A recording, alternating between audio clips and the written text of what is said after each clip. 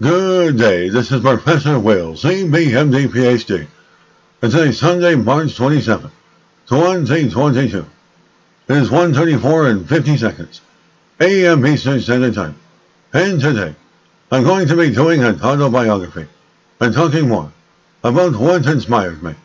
My extensive research and interest in toxicology led to my postgraduate in microbiology and the fields of writing, recording videographies, and lectures into the fields of educational teaching. On my birthday in 1987, Mom and Dad bought me a Panasonic cassette recorder, along with blank tapes. Mom gift wrapped everything up in beautiful blue wrapping paper, with ribbons and a card. That is when I began recording myself, reading throughout childhood. I like to record myself reading Britannica Encyclopedia and Cole's Notes, my favorite being chemistry. And I would often mispronounce chemistry by saying chemistry. Overall, back in the 1980s, I didn't know my vowels and consonants very well. In my later years, purchased myself a handheld mini cassette voice recorder and got back into recording throughout the 1990s. And to continue on, my fascination, imagination, and scientific interest in the fields, such as learning about Earth's ecosystem, incorporating advanced language at a very young age, and studying history and the anthropogenic aspects of life. One cannot place a value to the fountain of knowledge and life experiences pertaining to the eloquence of my respect for life, dreams, and passions. At a young age, computer science was a tool for me to interact with scientific learning, building, and inventing scientific instruments. Physics came natural to me and was another tool for me to grasp understanding of mathematics in an applied practical way of visualizing sophisticated problems. In later years, toxicology and biological longevity inspired me to become aware of environmental exposures. One must know, among other things, that coming into contact with toxicities like mutagens and carcinogens, radiation, and chemical exposure, especially from man-made materials, will destroy your life and impact the quality of your life. In my perspective, the process of elimination can increase extensive long life, higher IQs, healthy complexion, physical appearance, and less hospital visits.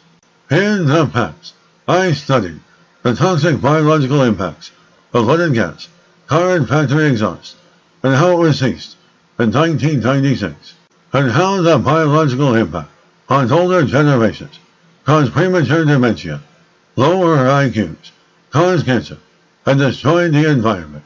In the past, we used to drink unfiltered hard water, which caused a lot of biological damage, including the liver.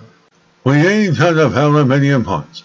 We also had leaded and mercury dental amalgams. And older generations used to drink out of pewter cups. That was also very life-threatening.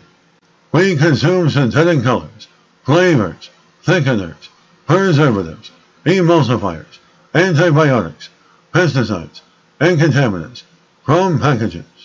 Artificial sweeteners that contained aspartame and other toxicities such as MSGs, trans fats, GMOs, manufactured by synthetic farmers, and greasy fast foods that plaque arteries, causing high blood pressure, heart disease, fatty liver, and eventually premature diabetes. And caffeine will superficially increase heart rate, temporarily making you feel alert, but dangerous impact on the heart, brain, and body. And cigarettes, especially secondhand smoking, slowing blood flow, shrinking blood vessels. The toxic particulates will constrict and destroy natural blood flow to the brain and body. And cigarettes also causes carbon monoxide poisoning, memory loss, and leads to brain damage.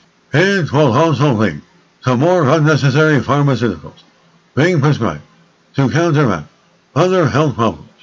Alcohol, cigarettes, caffeine, drugs, pharmaceuticals, or any other types of mood-altering substances will only damage your health and damage your body permanently, and I care a lot about my life to be highly concerned. But don't underestimate radiation exposure, which is just as equivalent to chemical exposure.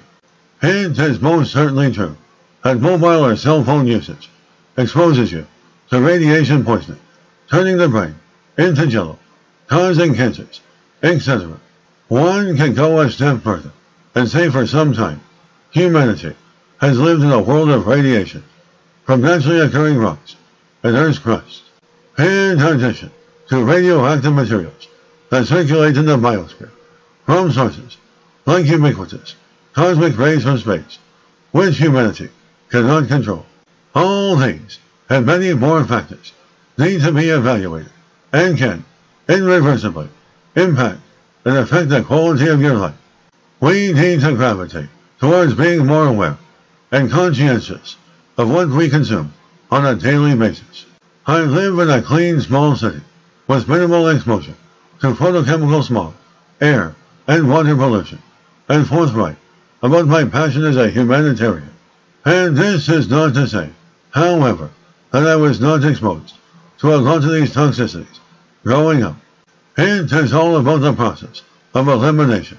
Much more, I consider myself to be aware and take preventive safety measures. I am in my middle 40s, although my doctor could not comprehend my scientific language at the age of 16 years old. One time I told my doctor that he was only Homo sapien, and I'm one up from mankind, that being super sapien. I am the advanced species, and ahead of my time, by hundreds of thousands of years. I utilize my human brain higher than a percentage beyond the average human intelligence, enabling me to tune in telepathically, intellectually, emotionally, physiologically, for a well-adjusted lifestyle. And this video diary was written and produced by me, Professor Will C.B. M.D. Ph.D., scientist researcher, philanthropist, and writer. My video diaries mean a lot to me, and I hope you enjoyed listening. And this video diary was created for educational purposes only. Have an awesome day.